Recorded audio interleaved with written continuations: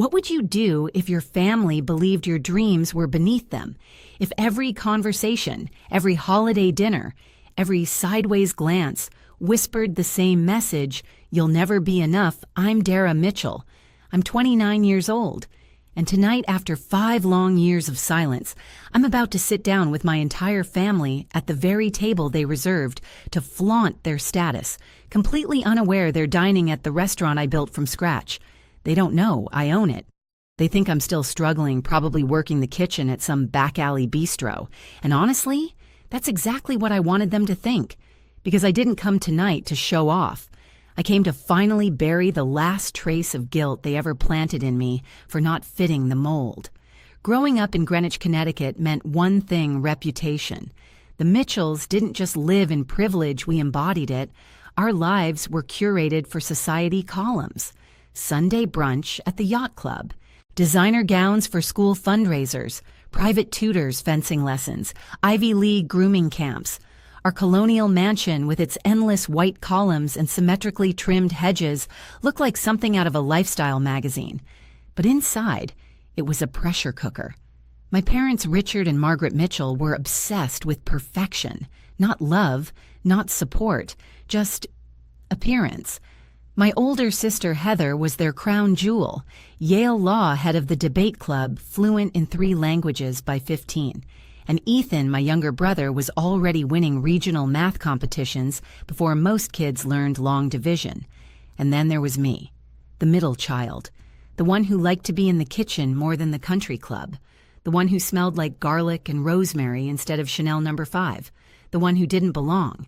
Whenever my mother hosted her infamous garden parties, she paraded Heather and Ethan like royal heirs. When eyes finally turned to me, she'd smile just a little too tightly and say, "Dara has creative inclinations. She's still finding her path." What she meant was Dara's the disappointment, the stain on our sterling name. But the kitchen was my refuge. Elena, our housekeeper from Greece, practically raised me in that space.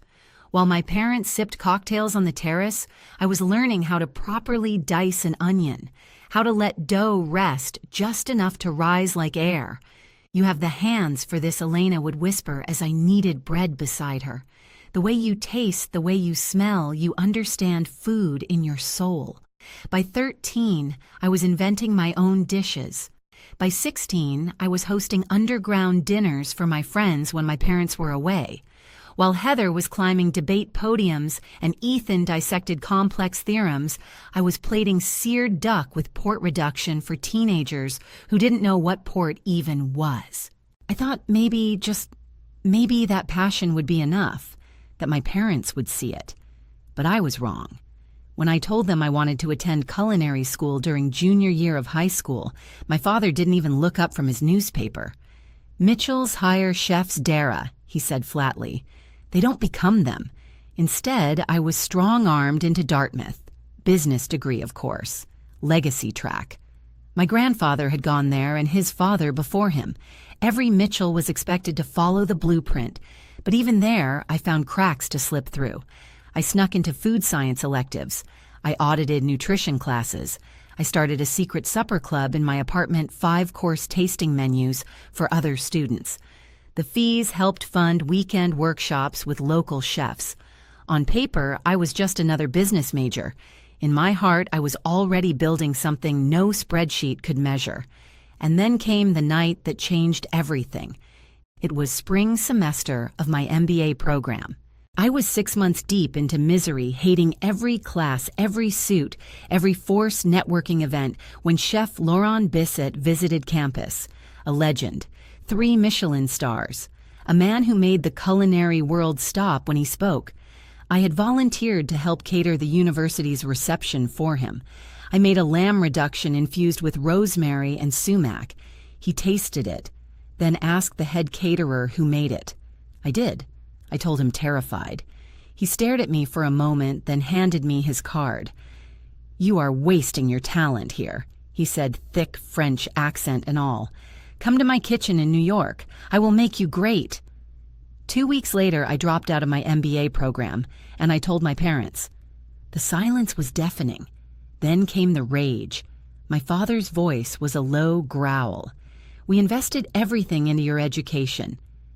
"No," I said quietly. "You invested in controlling me, not in seeing me." My mother didn't say a word. She just shook her head and turned away. Heather, home from her first year at Yale, laughed. "Always the rebel," she said coldly. "Let's see how long you last sweating over a stove for minimum wage. Ethan—" He didn't say anything, just looked away as if I'd embarrassed him in front of the room. I left that night with a single suitcase and my personal savings, and not a word from any of them since. Until now. The past 5 years were the hardest and the most freeing of my life. I moved into a cramped apartment in Queens with 3 roommates, worked 3 jobs, slept 4 hours a night, burned my hands, ruined my shoes, cried in walk-in freezers when I was too exhausted to keep going. But under Chef Laurent's mentorship, I didn't just survive, I flourished. I learned discipline, artistry, leadership. I worked my way up in his kitchen from peeling onions to becoming his sous chef in just 18 months. Every scar on my fingers became a badge of honor. Then came Maison. At a private event for one of Laurent's elite clients, a man named James Warren of Warren Capital tasted one of my dishes and asked to meet the chef. He said it was the most innovative flavor profile he'd encountered in a decade. 2 weeks later, he called with an offer, "Let's build a restaurant around you." And we did. Maison opened 2 years ago in a converted Soho nightclub. I poured everything into it. Designed the menu, curated the wines, interviewed every line cook, picked every piece of china and glassware myself. 6 months in, we were turning a profit. 9 months in, I bought out James and his partners with a loan I secured against Maison's growth projections. I became the sole proprietor and executive chef. No one from my family knew. I'd blocked their numbers, sent impersonal holiday cards out of courtesy. I kept my life private. Not because I was hiding, but because I wanted my success to stand alone, unfiltered by their judgment or backhanded compliments.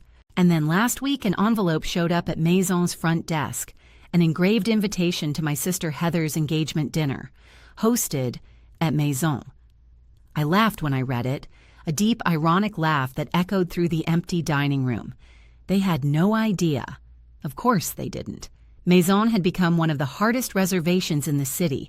The name carried clout, exclusive, high-profile clientele, perfect for a Mitchell event. They probably booked it thinking it was just another feather in their social cap. I debated for days whether to attend. Part of me wanted to burn the invitation. Another part, an older wound that still hadn't fully scarred, wanted to be seen, not for their approval, but for my own closure. I finally decided to go, not to prove anything, not to gloat, but to show up on my own terms and see for the first time how I felt in their presence now that I no longer needed anything from them. Tonight, as I stood in front of Maison's polished glass doors, my heart was pounding in a rhythm I hadn't felt in years. Not fear, not anger, just finality. Inside, the soft scent of saffron, roasted garlic, and warm citrus greeted me like an old friend. I wore a black Diane von Furstenberg dress, simple, elegant. My grandmother's pearls hair in a tight chignon, understated power, the kind that didn't beg for recognition. Marcus, my most senior server, spotted me immediately. His eyes widened and I gave him a subtle shake of my head. Not yet.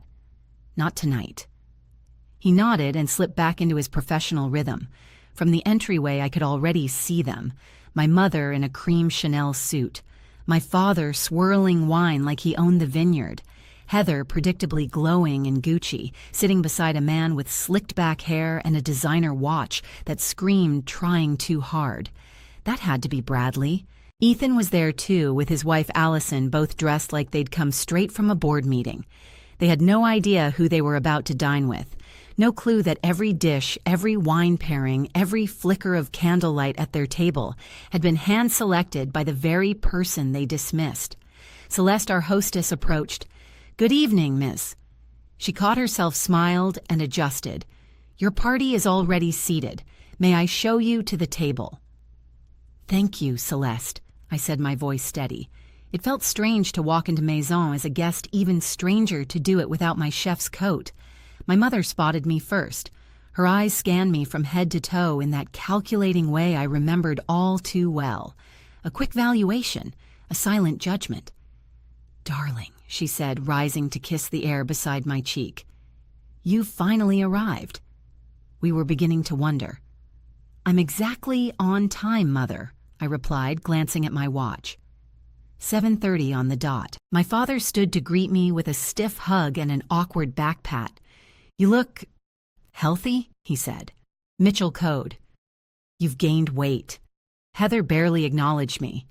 "This is Bradley," she said, gesturing to her fiancé. He extended his hand with a grip that screamed boardroom dominance. "Princeton undergrad, Wharton MBA," he said by way of introduction. "Junior partner at Goldman." "Of course." "No, nice to meet you." "No, I've heard so much. Just LinkedIn credentials. Typical Mitchell love language." Allison offered a warmer smile. Ethan looked sheepish but friendly. "We've already ordered champagne," my mother informed me as I sat down.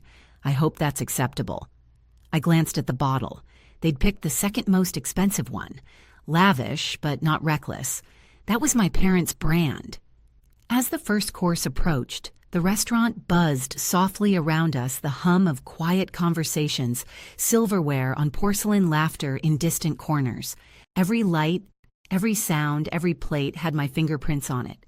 But tonight I was just the black sheep, just the disappointment pretending to keep up. Or so they thought. Jessica, one of my most trusted servers, approached our table with the amuse-bouche, a delicate sphere of compressed watermelon topped with fermented black garlic, and a microgreen harvested from an indoor farm I'd been nurturing a partnership with for over a year. "Compliments of the kitchen," she said warmly, placing a single jewel-like bite in front of each guest. Her eyes met mine briefly, and in that single glance we exchanged a whole conversation. "You okay? You sure about this?" I gave a tiny nod. I wasn't okay, but I was ready. Heather wrinkled her nose at the amuse. "Is this it?" she asked flatly, not even pretending to keep her voice down. "I'm starving." "It's a palate opener," I explained calmly. "The meal hasn't started yet." "I know what an amuse-bouche is, Dara," she snapped. "I'm not culturally illiterate just because I chose law instead of playing with food." My father popped the bite in whole. Didn't even chew. My mother delicately bit off one edge, calculating the calories in her head. Bradley, for reasons unknown, swirled the plate like a wine glass, sniffed it, then popped it into his mouth as if expecting it to whisper stock tips. Only Ethan and Allison actually took a moment to appreciate the flavor. Heather, of course, left hers untouched. "I don't do raw garlic," she said. "It's too aggressive." "It's fermented," I replied, still keeping my tone even. "It's been aged for 60 days. The harshness is gone. It's sweet, almost balsamic." She rolled her eyes and picked up her phone instead. I felt a flash of heat in my chest, not embarrassment. Anger, but not for myself, for my team. For Jessica, who had plated those amuse-bouche with absolute precision. For the urban farmers growing greens just to match our seasonal tasting menus. For every sous chef who bled, burned, and bent over a prep table for 12 hours straight to perfect every plate that left our kitchen. But I swallowed that fire and smiled. So I said, shifting the focus, "Tell me about the wedding plans." Heather lit up finally a subject she wanted to discuss. St. Thomas Church, she said, preening. Reception at the plaza. 100 guests, maybe more. Though Mom thinks we should cut it back to 350. "We're running into social complications," my mother interjected. "The Astor Williams aren't speaking to the Bennett since that unfortunate yacht incident, so we'll have to be careful with seating arrangements." I blinked. Was this a royal summit or a wedding? 400 guests feels excessive, I said cautiously. Bradley leaned in. "It's networking, not just a celebration. Half of those invitations are relationship investments." My father nodded sagely. Exactly. Bradley understands the social capital. A wedding like this opens doors. "And what about you, Dara?" Heather turned to me suddenly, her smile thin. "Any prospects on your horizon, or are you still too busy with your cooking?" I looked down at the heirloom tomato starter in front of her house-made ricotta basil oil and tomatoes hand-picked at dawn. She hadn't touched it. "I'm focused on my career right now," I said simply. "Career?" Ethan chuckled, more out of habit than cruelty. "Is that what we're calling it?" My mother jumped in, her voice all sugar and concern. "Dara, dear, surely by 29 you're thinking about settling down. Margaret Whitley's son is still single, you know, hospital administration, very stable." "I'm not looking to be set up." "Mother, well, your options do get more limited with age," she said lightly, as if discussing milk going bad, "especially in your situation." Before I could respond, Jessica returned to clear the untouched starters. "Is there a problem with the dish?" she asked Heather, keeping her tone professionally warm. "Too acidic," Heather said without looking up, "and the tomatoes could have been riper." My jaw clenched. Those tomatoes had been picked that very morning, ripened on the vine. I knew the exact plot of land they came from. "I'm so sorry to hear that," Jessica replied smoothly. "I'll be sure to inform the kitchen." She shot me a discreet glance of apology. I nodded. It wasn't her fault. We both knew this was about more than food. The second course arrived seared scallops with brown butter emulsion and pickled ramps. "This looks promising," my father said, as if that were a generous concession. Bradley swirled his wine again, sniffed it, then offered his thoughts. "Decent wine list," he announced. "Not exceptional, but passable." Our sommelier Jose happened to be walking by. He glanced at me with a raised eyebrow, the tiniest smirk threatening his usual calm expression. I gave him a subtle smile back. Jose had worked at 3 Michelin-starred restaurants in Paris and Tokyo. He'd turned down offers from Napa, London, and Sao Paulo to work with me. But sure, passable. So Allison said, trying to break the tension, "Ethan mentioned you've been working in food. What exactly do you do, Dara?" Before I could answer, Heather cut in. "She's probably hostessing somewhere, right? Using that business degree to hand out menus." My father chuckled. Everyone has to start somewhere. Though after 5 years, I would have expected some advancement. "I've advanced," I said quietly, into what Heather asked. "Assistant manager at Applebee's?" She laughed, and for the first time in a long while, I didn't feel the sting of that laugh.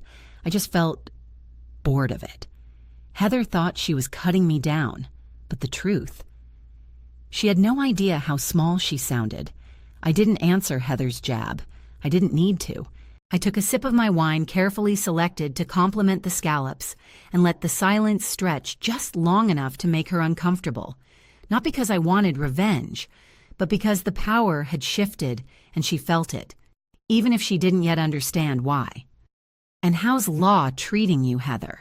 I asked, tilting my head slightly, still at Henderson and Block. Her expression tightened. "I'm between positions at the moment. She's taking time to plan the wedding." Bradley jumped in, ever the protector. I told her she doesn't need to burn herself out working at some firm. Once we're married, she can do charity work like my mother. There it was again, that flash in Heather's eyes, something between resentment and resignation. It vanished quickly, replaced with her usual placid smile. The third course arrived hand-rolled tagliatelle with spring peas, pancetta, and mint, a dish I'd refined over the years until it became one of Maison's signatures. My mother stared at her plate. "These portion sizes," she sighed. "All this fuss for 3 bites. It's a tasting menu," I reminded her. "Each dish builds on the next.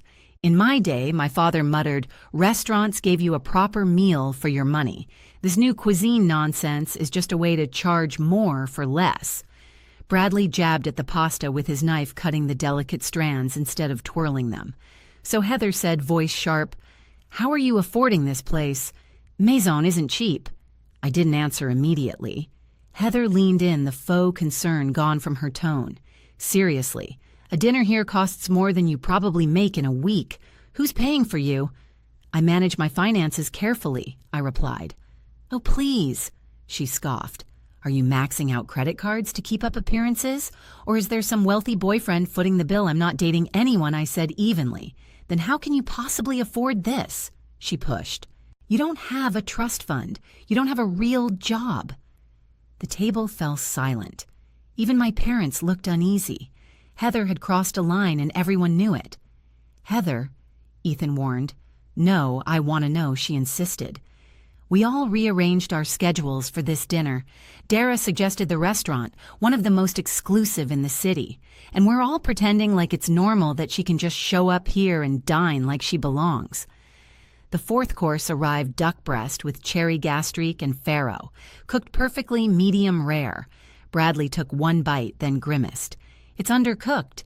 It's medium rare, I said calmly. That's the optimal temperature for duck. I prefer mine well done, he declared, waving for the server. This is raw. Take it back. Jessica arrived just in time to catch his order without flinching.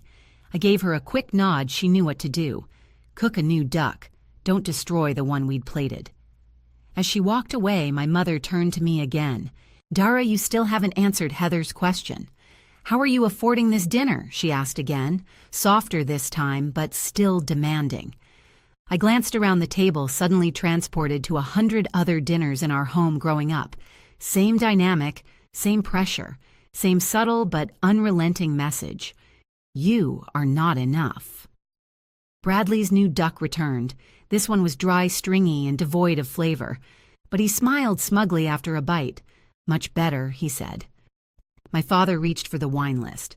Let's order something more impressive, he said as Jose approached. This one should be adequate. He pointed to a Bordeaux $800. I knew the bottle intimately. I'd personally selected it from a vineyard in Saint-Emilion during a sourcing trip last year. It was spectacular, but completely wrong for duck. May I suggest something that pairs better? I started. I think I know my wines. Dara, my father, cut me off. Jose looked at me silently, awaiting instruction. I gave him a small nod. Let it go. This wasn't the hill to die on. As dessert arrived, a deconstructed lemon tart with basil sorbet, I could feel myself fading. Not from exhaustion, from restraint. Every dish was being dismantled, every word I spoke dismissed. And yet the table had no idea they were casually insulting the very person who made this entire evening possible. Then came the final act. Marcus approached, setting the black leather bill folder in front of my father. Reflexively, he reached for it, but Bradley intercepted. Please, Richard, he said smoothly. Allow me. Consider it my treat. My father waved his hand. As you wish. Bradley opened the folder and froze. His smile vanished. His eyes scanned the receipt again and again. Is there a problem? My father asked. No, just checking the total, Bradley murmured. Of course he was. Dinner for 7, premium wines, off-menu requests, plus that Bordeaux. Over $3,000 easy. He pulled out his card, one of those exclusive black tier types, and handed it to Marcus with a smug smirk. And that's when Heather struck again. So Dara, she said, her voice sugar-slick and poisonous, you never did tell us how you're managing to contribute to this extravagant dinner. We wouldn't want you stretching yourself financially on our account. And that was it. That was the last straw. The moment when the veil lifted and the truth was finally going to land, right on top of them. I could feel it, my heartbeat, slowing, my mind clearing as if I had reached the eye of the storm. Heather sat back in her chair, arms crossed, basking in the assumed victory of her insult. My mother looked vaguely uncomfortable but said nothing. My father was too busy selecting which dessert wine to try. Ethan stared down at his plate, the uneaten lemon tart now melting slightly into a pale yellow pool. And then Bradley frowned again at the check.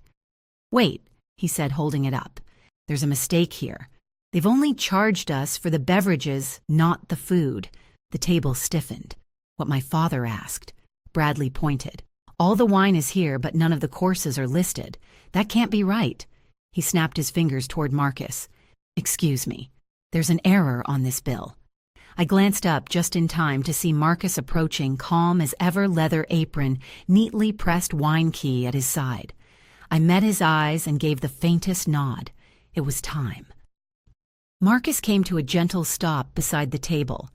"Is there a problem?" Sir Bradley held out the receipt. "Yes. You've forgotten to charge us for the meal." Marcus took the folder, glanced at the slip, and turned to me. His smile shifted from professional politeness to something warmer, something real. "Welcome back, Miss Dara," he said. "Your usual table is ready for your meeting with the investors. Would you like me to handle this first?" The silence was instant and all-consuming. 6 pairs of eyes locked on me. My mother's lips parted, the color draining from her face. Heather blinked rapidly as if trying to refocus a dream that had taken a wrong turn. Ethan sat back in his chair, mouth slightly open. Bradley still had the receipt in his hand, suddenly more fragile than he'd ever looked. "Thank you, Marcus," I said, my voice clear and even. "Yes, please, close out Mr. Harrington's beverage tab. The rest is on the house as usual."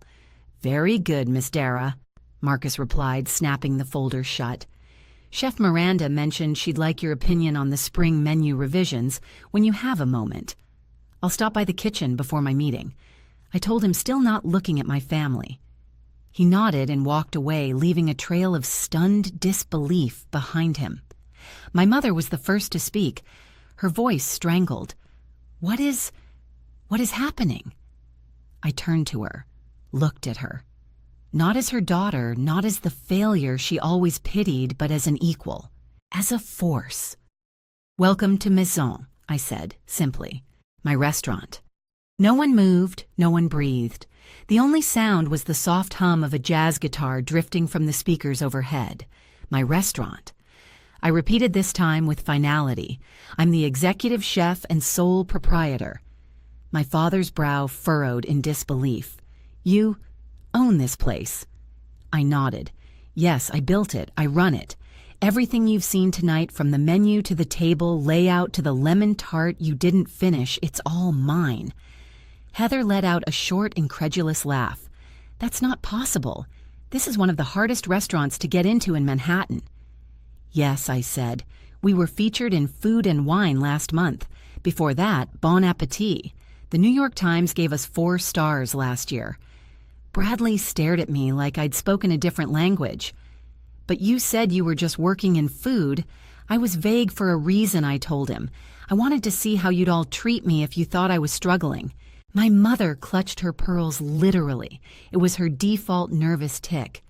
"Darling, why wouldn't you tell us about this?" She was using her coaxing tone now, the one she deployed at galas when the wrong people ended up on the guest list, the one that always meant, "How do we fix this before it becomes embarrassing?" "Would it have made a difference?" I asked. "Would you have respected me then?" Because up until dessert, all I heard tonight were reminders that my path wasn't worthy. But "This is an achievement," my father said, trying to recast the evening with a revisionist tone. "It changes everything." "No," I said. "It changes nothing except how you see me now, that you know I'm successful." Heather was still frozen mouth slightly agape, her engagement ring catching the light in a way that suddenly looked a little less dazzling.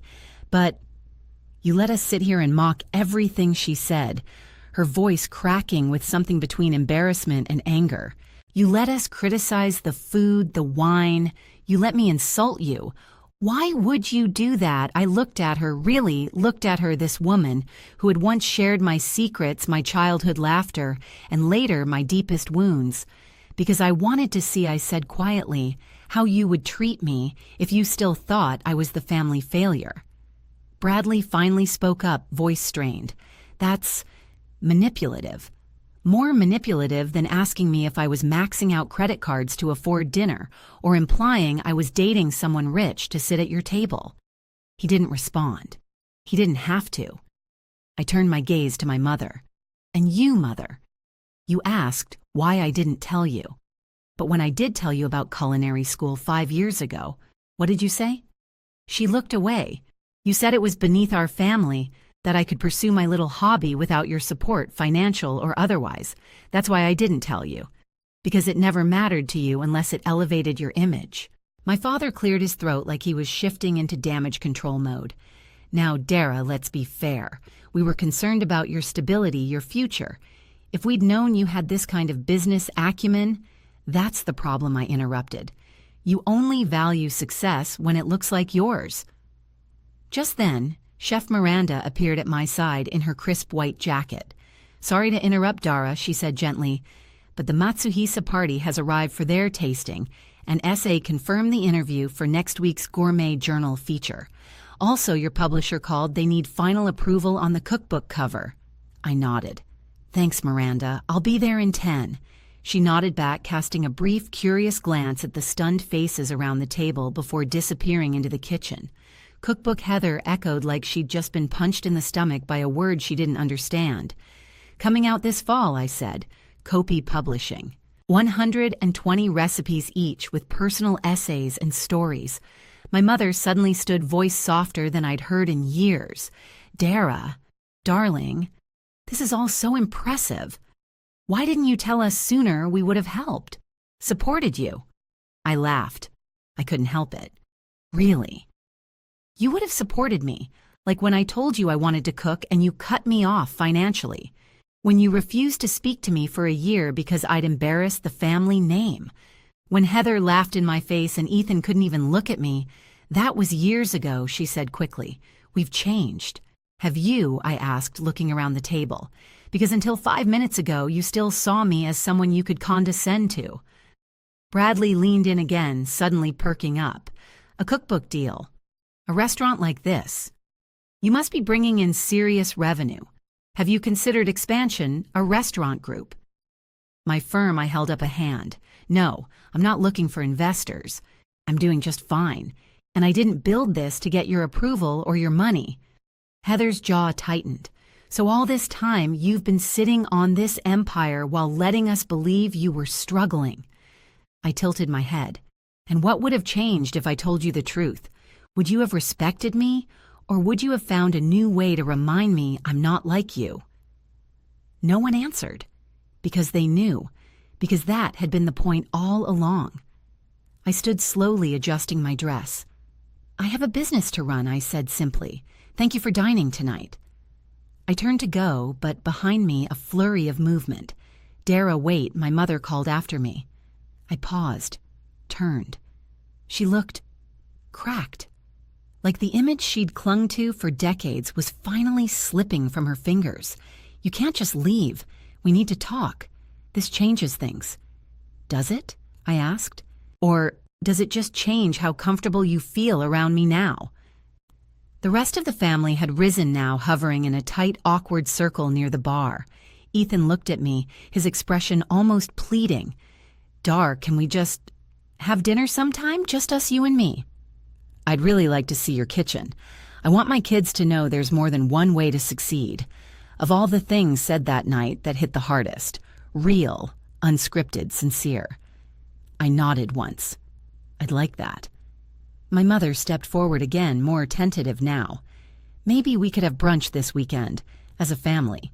No expectations, just a chance to understand. I hesitated, and then I nodded again. Okay, I said. But not at your club. There's a place in the East Village I want you to try. Hole in the wall, mismatched chairs, no linen service. They blinked. We'll be there, my mother said quickly. I smiled faintly. Good. I think it's time you experienced what real food tastes like without judging the plates first. As they gathered their things and drifted out of Maison, I watched them go. Their posture had changed. Their perspective had shifted, and I was finally standing in the light of my own truth. 2 weeks passed like a blur. Between spring menu rollouts, cookbook meetings, and early talks with a second location investor, I didn't have much time to reflect. But somehow, the events of that dinner refused to fade. They lived rent-free in my head, in the silence before the kitchen opened in the quiet hours after closing. When the walk-in hummed, and I sat alone in my office with a glass of Syrah and a notebook full of scribbled menu concepts. What surprised me most wasn't how cathartic the reveal had been, but how human their reactions were once the veil dropped. It wasn't applause or awe I remembered most. It was how uncomfortable my father looked when he realized he'd lost control of the narrative, how Heather blinked, stunned when her power games no longer worked, how my mother, for the first time in my adult life, didn't have a tidy little phrase to explain away my choices. That was the real shift, not in my resume, but in the dynamic. For once they had nothing left to measure me against. And for the first time in years, I wasn't trying to be measurable. I had already won. But perhaps what caught me most off guard was what came after, Sunday brunch. I'd picked Alma's a no-frills gem run by a former colleague hidden in the East Village, the kind of place my parents used to scoff at mismatched silverware, a chalkboard menu, no valet parking. My mother arrived in pearls naturally. My father wore a blazer even though it was 75 degrees outside. Ethan came with his 2 kids in tow, and Heather surprised me. She wore jeans, designer, sure, but jeans. She hugged me when we greeted each other, not one of those stiff cheek-to-cheek socialite taps, a real one, awkward, unpolished, but real. The meal was simple.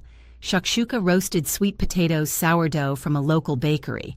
My father looked confused at first, no menu, no prefix, but when he bit into the eggs and sourdough and made a small involuntary noise of delight, I knew. They got it. Slowly, tentatively. But they got it. This is... Really? Something he said, wiping his mouth. My mother nodded. Who knew simple eggs could taste like this? I smiled. Turns out food doesn't need to wear a tuxedo to matter. There were still barbed comments here and there.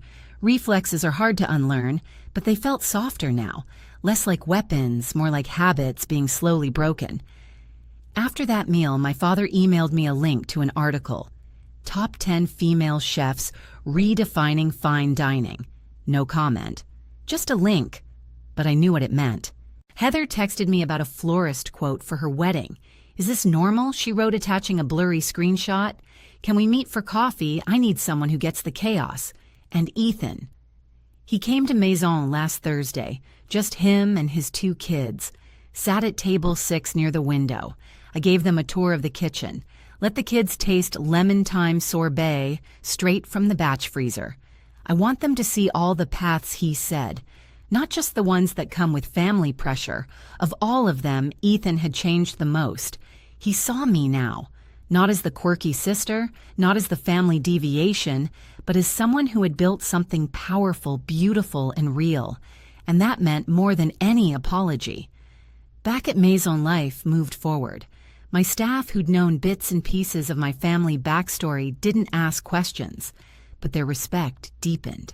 I could feel it in how Marcus offered to manage future surprise reservations, in how Jessica subtly added a filter to guest screening requests, in how Chef Miranda simply said, "Good for you," and handed me the updated tasting menu draft.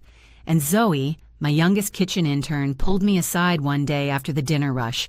"Chef," she said, holding a tray of freshly piped pita choux, "your story. The one you lived, I just wanted to say..." I needed to see that. She didn't elaborate. She didn't have to. Zoe had come to us from a youth culinary initiative in the Bronx. Quiet, sharp, a sponge for technique. And like me, she carried a weight that had nothing to do with kitchen work. I saw the fire in her, the ache for something more. That's why I'd started the mentorship program. Every Saturday morning before the restaurant opened, we turned the Maison kitchen into a school. 8 students, 8 stations, a dozen dreams suspended in steamed citrus and roux. I never told my family about the mentorship program, not because I was hiding it, but because I didn't need their validation anymore. I was no longer living to be seen. I was living to serve, to create, to teach, to feed in the most honest way I knew how. My publisher, Kopi, had just sent over the final proofs for the cookbook. I'd stared at the title page for hours, stuck on the dedication. Finally, I wrote, "For the ones who cooked alone at first. May your table be full, your hands calloused, and your voice heard." That night, after final service and cleanup, I sat at my usual table in the corner of the dining room. Lights dimmed, kitchen closed. Only the quiet clink of glassware being polished in the back remained. My phone buzzed. A text from Heather. The wedding venue tried to pull a bait and switch. "Can we meet tomorrow? I need someone who doesn't lie to my face." I smiled. Progress, I suppose. Then another notification. My mother. The Mitchell Foundation is hosting a gala next month. Would you consider catering? I want them to see your brilliance. She was trying. It wasn't perfect. It wasn't even always pretty. But it was effort. And effort, however clumsy, meant more than silence ever had. I typed a quick reply. Let's talk this weekend. At my place, casual brunch. You bring the stories, I'll bring the lemon tart. And for once, I didn't reread the message twice before hitting send. As I sat in the warm quiet of the restaurant, I built my restaurant watching the city lights flicker beyond the tall windows. I realized something simple, profound, and almost laughably overdue. I had stopped performing, stopped fighting for a seat at their table, because I had created my own, and now they were finally asking for a reservation. Success is loud, or so I'd been taught. It looks like headlines and ribbon cuttings. It smells like old money cologne and whispers at garden parties. It walks tall, speaks crisp, and earns its way into charity boards with practiced ease. But the truth, my truth, success is quiet. It smells like browned butter and thyme at 2 a.m. It sounds like your line cook humming after the fifth 14-hour shift of the week. It feels like steam clinging to your skin in a walk-in freezer, your eyes closed, because you finally nailed the perfect texture on a duck breast. It's not pretty, it's not comfortable, and it rarely photographs well, but it's real. And for me, that quiet kind of success, the one that doesn't need applause, was what truly mattered. After the family dinner at Maison, after the brunch at Alma's, after the slowly unraveling pretense that had defined most of my childhood things began to shift inside me, not just with my family, with me. I had spent so many years chasing their approval, even after pretending I didn't care. Every milestone came with a whisper in the back of my head. Would this make them proud? Would this finally count? But the night they left my restaurant, I went back into the kitchen, not to celebrate, to work. I helped Miranda break down the stations, took the compost out, sat on a milk crate next to Zoe while she recapped her prep list for Saturday's mentorship. And that was the moment I realized this right here is what I love. The doing, not the proving, the folding of dough, the sharpening of knives, the evolution of young talent into confident creators, the quiet, the peace. I was no longer building a life they could recognize. I was building a life I could feel, a life that wasn't polished for cocktail parties, but rich in depth, in failure, in grit, and in meaning. When I looked around at my staff, at Marcus, with his meticulous polish, at Jessica, with her unwavering composure, at Miranda's intense brilliance, I didn't see employees. I saw my family, the one I chose, the one I built. Some nights I stayed late after everyone else left, not because I had to, but because the quiet hum of the refrigerators, the scent of cooling lemon zest, and the comfort of stainless steel gave me clarity no therapy session ever had. I stopped asking questions like, will they ever see me? Instead, I asked, am I proud of this? The answer was finally yes. One night, I found myself staring at an old photo tucked behind the corkboard in my office. A photo of Elena, our housekeeper back in Connecticut, smiling in our family's old kitchen with flour on her cheek and her hands deep in dough. I was maybe 10 in the picture beside her eyes, wide with wonder. She'd been the first person to tell me I had the hands for this, long before anyone else saw anything in me. I took that photo and framed it, put it right next to the pass window, the final checkpoint before a dish left the kitchen. Every staff member could see it now. That photo wasn't a tribute to nostalgia. It was a cornerstone, a reminder of the day someone told me I was enough, not because I looked polished or because my grades impressed a room, but because I felt something that couldn't be taught. A few days later, Ethan brought his kids back to the restaurant, just the three of them. He let them run around the closed kitchen, wide-eyed and barefoot, marveling at copper pots and towers of plated amuse-bouches. When Zoe walked in and saw them, she immediately knelt beside Ethan's daughter, offering her a spoonful of lavender whipped cream, fresh from the siphon. The little girl gasped. It tastes like flowers. And I realized then, this was the legacy I was building. Not the Mitchell name, not the weight of institutions or Ivy League expectations, but a space where people could taste joy, learn craft, speak their truth through flavor. After they left, Ethan sent me a simple message. Thank you for showing them that success doesn't come in just one flavor. I stared at that message for a long time before replying. Took me 29 years to believe that myself. There were still calls from my mother, mostly cautious now. She'd ask about the cookbook release date, ask if I was properly protected legally with Maison's trademarks. Old habits die hard. But she asked with a tone I'd never heard before. Curiosity, not control. Heather.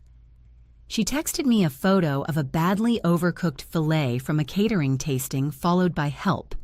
They're serving this at my wedding, unless you save me. I laughed so loud in the middle of prep, I nearly dropped a pan of creme anglaise.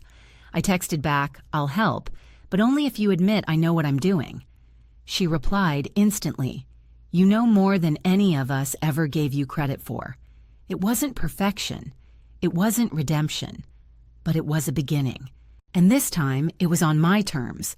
Some stories end with thunderous applause. Mine ended in the quiet of my restaurant, long after the last guest had left, with the sound of pages turning. The cookbook was finally finished.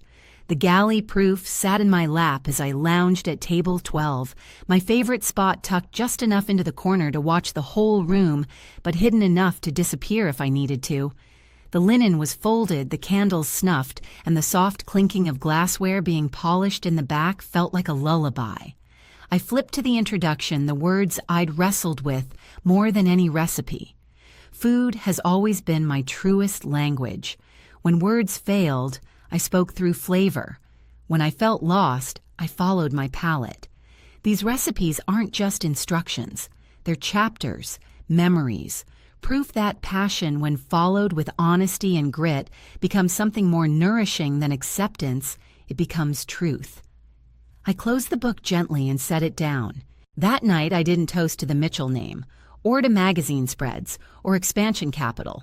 I toasted to the scar on my left hand from slicing too fast at 2 a.m., to the burn on my wrist that never quite faded, to the calluses from mixing dough when the machine broke, to the tears shed in back alleys behind service doors, when tips were low and critics were cruel. Because those moments had built me far more than my last name ever had. Success isn't a spotlight, it's a slow burn. And mine had been earned the hard way, plate by plate, hour by hour, year by year. And it was mine alone. That's what I realized the most after that dinner with my family. I wasn't angry anymore. Not really. They had shaped me, yes, but they didn't define me. They'd given me limits, and I'd shattered them.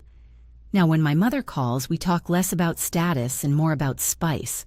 She recently asked for my lemon tart recipe, said she wanted to try it for her book club. I sent it along with a handwritten note, but no substitutions. Trust the acid.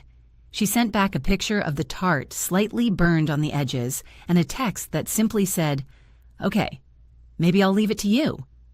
We're learning. Slowly. Heather's wedding is next month. I'll be there not as the culinary black sheep, but as the proud sister who offered to host the rehearsal dinner. Not because I needed to prove anything, but because I wanted to. Because I've learned that generosity rooted in confidence, not obligation, is a gift, not a performance. My father still sends me articles, still says things like, "You've really become quite the entrepreneur." But now there's something new in his voice when he says it. Humility. As if he finally understands that success doesn't always come in a tailored suit or an Ivy League degree. Sometimes it wears an apron and smells like rosemary and reduction sauce. As for me, I keep showing up, to the kitchen, to the people I serve, to the young chefs who remind me of the girl I once was burning with hunger for something more than approval. I watch them taste their first perfect béarnaise, see the pride flicker in their eyes. That's what legacy means to me now, not a family name in gold lettering on a donation wall, but a line cook whispering, "I didn't think I could do this," until I did. So if you're listening to this wondering if chasing your dream is worth the silence, the judgment, the loneliness, let me be the voice that says yes, yes, it's worth it, because you are. And one day, if you stay true long enough, you might just find yourself at a table surrounded by the very people who once doubted you, finally learning to taste the truth you've been serving all along.